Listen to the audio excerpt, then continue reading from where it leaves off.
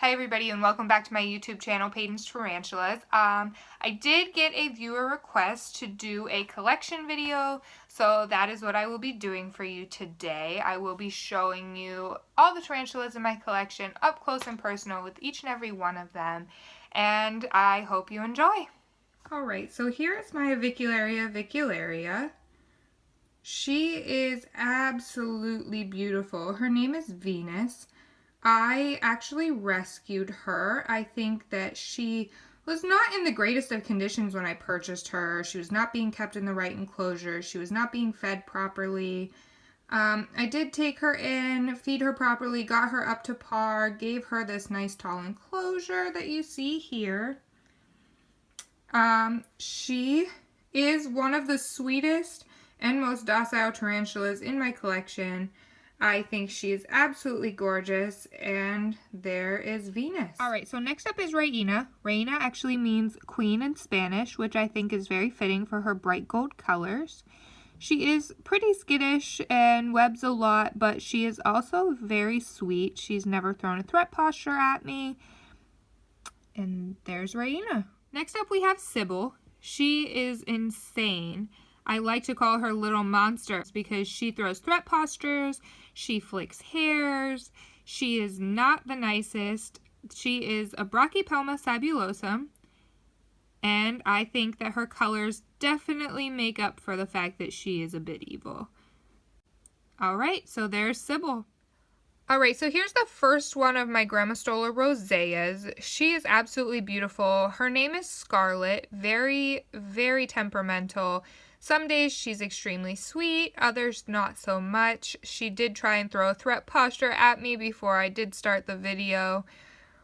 So I'm going to put her back. That is Scarlet. Alright, so here is Cleopatra. She is my Brachypelma Smithy. I think that she is absolutely gorgeous. She is a hair flicker though. So again, I am going to put her back as to not disturb her. I don't like to disturb them unless I absolutely have to, but for the purpose of this video, I was going to show her. She does hang out in her hide a lot, but she also comes out at night, crawls around, does her thing. She is not afraid to be out at all. So there she is. There's Cleopatra. Here is my second Grammostola rosea. She is the sweeter of the two. She does still throw threat postures every once in a while, but she is the sweeter of the two, the one that I do see out the most, the one who doesn't hide as much. She would rather be climbing around her enclosure than hiding, but she is absolutely beautiful. Her name is Ginger, so as you can see, she's not very into the camera. She is a bit camera shy, so I'll put her away, but there is Ginger. Alright, so next up is my Aphonopelma chalcodes, or my Arizona blonde tarantula. Her name is Delila. She is the most tolerant of humans in my collection. She was actually used as an educational animal before I purchased her. They used her in educational shows for children, so she is very used to being held. She's very used to being poked at and pried at. I do leave her alone for the most part because I think after such a long life of being poked at and pried at, she should have some peace in her life. Although for demonstration purposes, I do get her out since she is the most tolerant of humans. She is big, she is beautiful, she is docile, and absolutely one of the best beginner species in my opinion. So there is Delila, the Aphonopelma chalcodes. Alright, so next up is the little wee tiny juvenile Grammostola porteri that I do have. Her name is Hercules. Very cute, very tiny, very curious. Love her giant butt. Probably about to molt, but if you know anything about the Grammostola species, you do know they take a very long time in pre-molt, and they will be small for just about ever. So there is Hercules. Alright, so next up is my Poecilotheria regalis. Still a sling, still very small, but absolutely beautiful.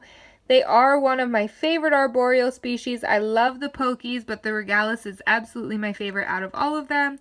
I don't know why. They're very typical out of all the Pokies, but for some reason they do just catch my eye. So there she is, kind of camouflaged, but absolutely beautiful. So next up is my Sea Darlingi. As you can see, she is large, beautiful, and the best part about her is that giant horn on the top of her head. Her name is Ursula. She is not the craziest of the baboon tarantulas. For being a baboon tarantula, she is very laid back, I would say. Definitely still throws threat postures, but like I said, very laid back for a baboon tarantula. I don't have to worry about her coming after me. She would rather run and hide. But there is Ursula. Alright, so here is my beautiful female orange baboon tarantula, or P. murinus. She is extremely fast, and she burrows under her substrate most of the time, but I did manage to catch her while she was out. Her name is Phoebe, and I think that her orange coloring is absolutely beautiful. If you could see the underside of her feet, they are a bright metallic-y greenish blue color. She does not like the light, very camera shy. But there is Phoebe, the orange bitey. Here is one of my pride and joys, my A. Geniculata. I did raise her from a wee little sling. She is about 2 inches now, but obviously she is sporting her bright colors already. One of the greatest eaters I have in my collection. Absolutely stunning. Love her to pieces. Her name is Cruella, due to the fact that she is black and white. Obviously a little cliche, but I think it fits her very well. So there's Cruella. Here's my Brachypelma albopilosum, my Honduran curly hair. Her name is Medusa. Absolutely stunning. I think her little curly hairs are the cutest thing. She's very sweet, very gentle, but also a hair flicker, so there is Medusa. Here is also another Grammostola porteri. Her name is Ruby, absolutely stunning, large female. So there's Ruby. Alright, so here is my large female E. murinus. She did molt not too long ago, so she does have a permanent wrinkle on her abdomen for some reason. I promise she's very well taken care of and not dehydrated, as you can tell by all the wet substrate. And she is absolutely large, beautiful, stunning, and feisty. Her name is Temperance, and there's Temperance. And of course, what kind of collection would I have if I didn't have some slings for you guys? Here are 6 Elaciodora periobanas. They are quite small still. I do have 2 larger ones. I will open up one of these lids so that you can see them up close. So here is one of the 6 Elaciodora periobanas slings that I have. Very beautiful. Still haven't gained too much of their coloring, but as you can see, some of them are gaining their little hair patches on the abdomen. Very stunning.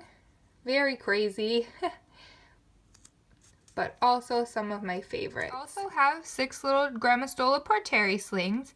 Again, I'll open up one of the lids so you can see one up close. Alright, so there's one of my Grammostola porteri slings. Very large black abdomen, probably about ready to molt, but like I said before, this species does take a very long time to molt, so probably not anytime soon, but fingers crossed. And last but certainly not least, I do have one E. campistratus sling. Again, quite tiny, but probably in pre-molt. You can see large enough to have gained the patch of hair on its abdomen, and will also grow up to be absolutely stunning. Alright everybody, thanks for watching this video. If you did like this video, go ahead and hit that thumbs up button down below. If you do want to see more content from me and the 8-Legged Beastie family, go ahead and hit that subscribe button. See you next time. Bye.